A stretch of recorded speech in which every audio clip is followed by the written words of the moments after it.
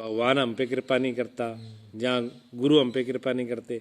अब कह तो देते हैं, लेकिन पहली बात तो कृपा शब्द जो है वो चीज़ समझ में नहीं आती भी कृपा शब्द है क्या, भी कृपा कहते किसको है।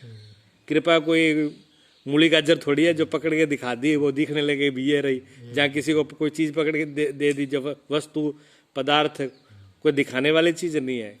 कृपा बहुत, हाँ, कृपा जैसे भगवान परमात्मा अदृश्य है, ऐसे कृपा भी अदृश्य ही है, दिखती नहीं है। लेकिन फिर कुछ जैसे भगवान को देखने के लिए आंखें और है, परमात्मा का अनुभव करने के लिए दृष्टि अलग है, ऐसे कृपा को देखने वाली भी दृष्टि अलग है। कृपा को यार कोई नहीं, कृपा महसूस करने की चीज़ है, आंखों से देखने की चीज़ नहीं है। कृपा जीने की चीज़ है, कृपा तो अपने अनुभव में लाने की चीज़ है। खुद नहीं समझ आया जा। हाँ, फूल अब फूल है, फूल को हम देख सकते हैं, एक दूसरे से आदान प्रदान कर सकते हैं, उसमें कब्जा भी कर सकते हैं, उसको छुपा भी सकते हैं, लेकिन जो फूल की खुशबू है वो आजाद है, वो तो आज़ाद है ना। फूल खिलेगा तो खुशबू अपने आप बहेगी। अब उसके पास में कोई व्यक्ति जाए, दुश्मन जाए, उसको भी खुशबू देगी, मित्र जाए उसको भी देगी। जो उस पौधे को जल सींच रहा है, पानी डाल रहा है, उसमें रोज दिन उसकी देखभाल कर रहा है, उसको भी वो खुशबू मना नहीं करेगी। फूल में ये नहीं कहेगा मैं तेरे को तो नहीं देने वाली, या मैं तेरे को ज्यादा दूंगी, ऐसा नहीं है, उसको भी उतना ही देगी। और जो कैंची लेके पास में पहुंच जाता है काटने के लिए, फूल उसको भी खुशबू देता है। कृपा एक ऐसी चीज है भी वो हर हाल में अहरनिश बहती है। जैसे सूर्य निकला है तो सूर्य निकला है तो प्रकाश गरीब अमीर, छोटा बड़ा, नेता अभिनेता, जाति पाति, धर्म नीति या कोई किसी से बंदा थोड़ी है, वो तो सर्व के लिए, सबके लिए व्यापक है। वो सबको देता है। हाँ, सूरज के सामने बादल आ जाए तो सूरज को ढक सकता है, लेकिन सूरज की रोशनी को, आभा को ढक लेगा? उसकी आभा हाँ कायम रहेगी, उसकी आभा को नहीं ढका जा सकता। उसका जो प्रकाश है वो अपना दिखाता रहेगा कि मैं मौजूद हूँ।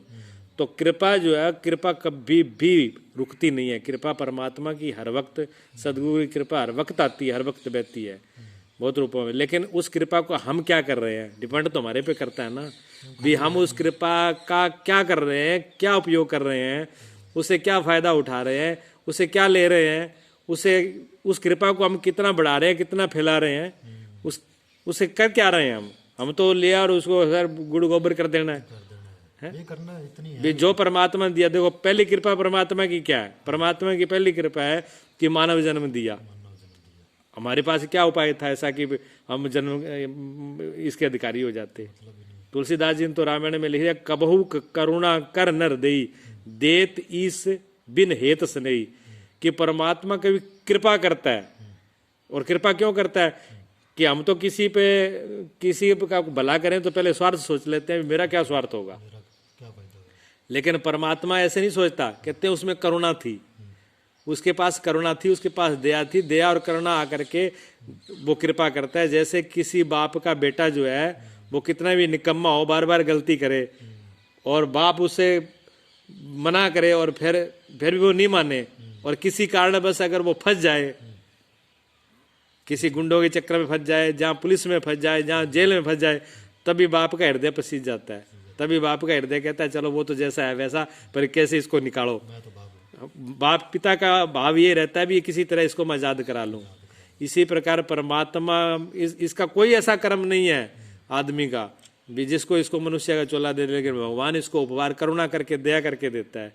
यही उसकी कबो करुणा कृपा करके ये देता है। नरदेई कबो करुणा कर नरदेई, देत ईस बिन हेत स्नेही, कहते बिना ही किसी कारण के देता है, ये सिर्फ उसका हित करने के लिए। लेकिन फिर भी ये समझता है कि इसमें तो मेरा अधिकार था, किसी जानवर ने मेरे को ऐसे थोड़ी मिल गया, मैंने कोई शुभ कर्म किए होंगे, बड़े कर्म किए तब मुझे परमात्मा का वो दिया है। ये मानो ऐसा नहीं है, मानव ये कृपा का फल है। हाँ, तो शुभ कर्मों का भी अपना महत्व है, लेकिन ये उसके है। तो पहली कृपा परमात्मा की है। दूसरी कृपा क्या है?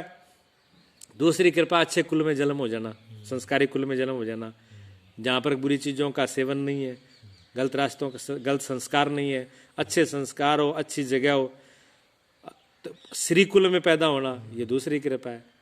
फिर तीसरी कृपा से देखो आप, शास्त्रों का संग मिल जाना। कहते शास्त्र कृपा भी है, भी शास्त्रों का कोई जमाना यह था लोगों को शास्त्र देखने को नहीं मिलते थे। आज का जमाना तो यह है कि इतने प्रेस हो गई, इतनी सुविधा हो गई, वैज्ञानिक सुविधा हो गई, इतनी पुस्तकें, इतने ग्रंथ है, इतने शास्त्र है, किसी का अध्ययन करें। किसी टाइम में तो बड़ी बात थी, बहुत बड़ी बात थी, किसी को शास्त्र मिलता नहीं था, हस्तलिखित होते थे। एक आदमी कोई किसी हजारों में एक व्यक्ति के पास होता था, उसके पास सीखना पड़ता था, जाना पड़ता था, उसे पता कितनी मिन्नत, कितनी सेवा करने के बाद कोई एक चीज निकाल के देता था वो। आज ये सब चीजें अपने को उपलब्ध है, नॉर्मल चीज हो गई है, जेब के अंदर है, लेकिन हम उसका दुरुपयोग कर रहे हैं। कितनी बड़ी बात है। तो उस कृपा को भी हमने जाना, उसका भी दुरुपयोग कर लिया हमने, है। और आज तो टीवी, इंटरनेट, मोबाइल, इनमें कितना सुविधा हो गई। हाँ, अब इस पे लोग सत्संग सुनने के बजाय, अच्छे विचार सुनने के बजाय, अच्छी चीजें निकालने के बजाय क्या है, वो कूड़ा कबाड़ भर रहे हैं, गंदगी भर रहे हैं दिमाग में, गंद इकट्ठा कर रहे हैं। और जो व्यक्ति हीरे जवाहरात छोड़ करके और कूटला इकट्ठा करता हो, गंदगी इकट्ठा करता हो, उसको क्या बुद्धिमानी कही जाएगी?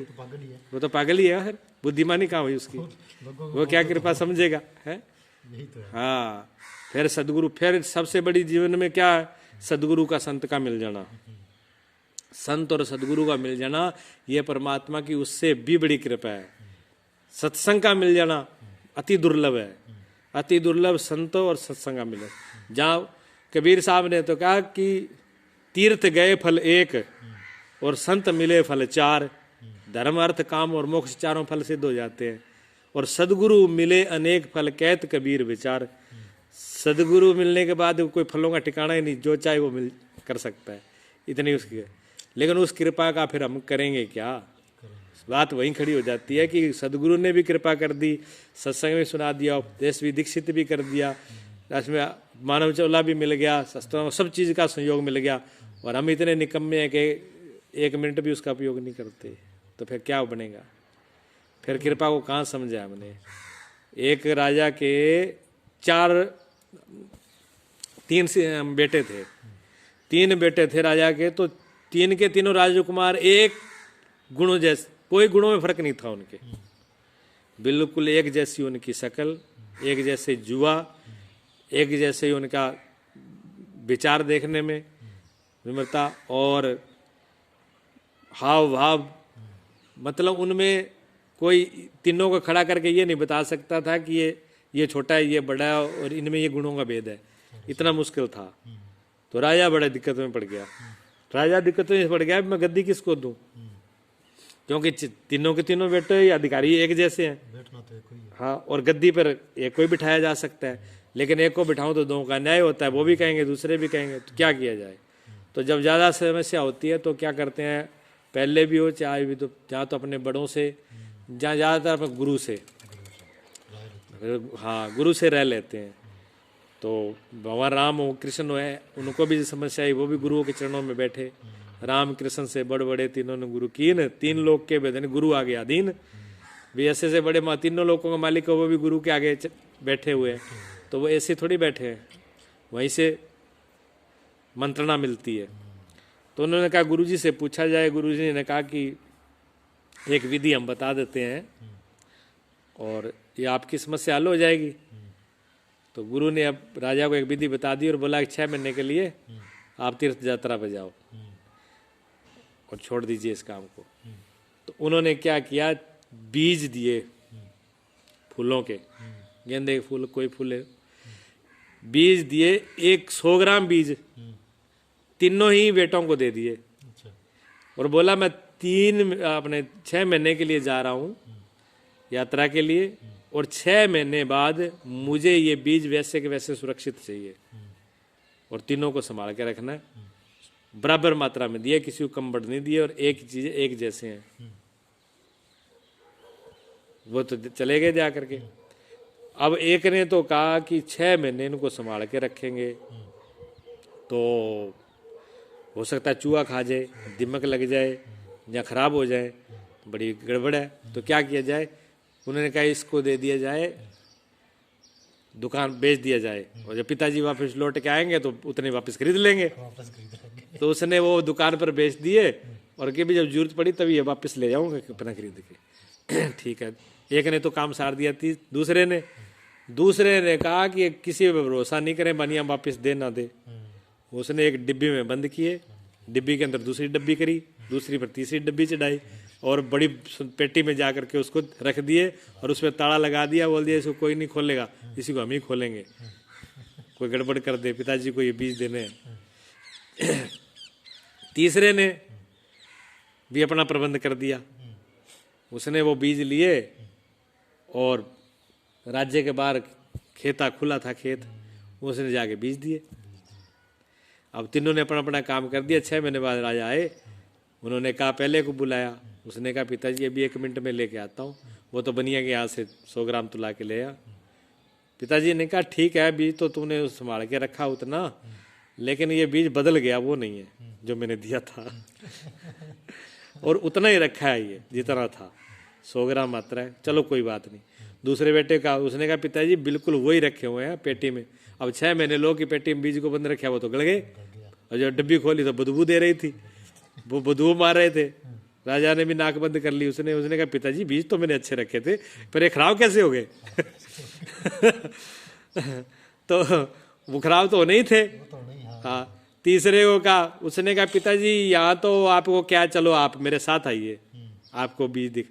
पहले तो उन्होंने दिखाया पूरा 1 एकड़ 1 किले के अंदर फूल ही फूल पूरा, क्योंकि 6 महीने में पूरा उसने बीज से बीज बढ़ गए, पूरी फुलवाड़ी लगा दी। और उन्होंने कहा पिताजी बीज तो है पर इतने नहीं, पूरा कमरा भरा पड़ा है बीजों से। बढ़ा दिया मैंने, हाँ, उनको इतना बढ़ा दिया कि पूरा कमरा भरा हुआ है। बड़ा नहीं था वो, हाँ, पिताजी ने शाबाश दी। तो गुरु ने कहा कि राजन अब बताओ राज किसको देना है? जो राज्य को बढ़ा दे, जो बढ़ा दे संपत्ति को, राज्य को बढ़ा दे, जो सही सदुपयोग कर ले, वही राजा है। ये जो लड़का है ये गद्दी पर बैठेगा, उसको गद्दी दी गई है। उसने कृपा को समझा, तो जो ईश्वर गुरु की कृपा को समझ करके उसका सदुपयोग कर ले, तो उसने कृपा को समझा। और कृपा से दुरुपयोग कर लिया, शरीर का भी नाश कर दिया, समय का भी नाश कर दिया, इंद्रियों और मन बुद्धि का भी नाश कर लिया, फिर क्या होगा? है? कभी इसे भला नहीं किया, अच्छाई की नहीं, बड़ों सम्मान नहीं किया, तो फिर क्या रह गया? तो कृपा तो सबके ऊपर बरसती है, सूर्यों की तरह, खुशबू की तरह, प्रकाश की तरह। कृपा में फर्क नहीं होता, भगवान की कृपा सब पर हर वक्त बरसती है, सदगुरु की कृपा हमेशा बरसती है, पर उसका हम उपयोग करना तो जाने।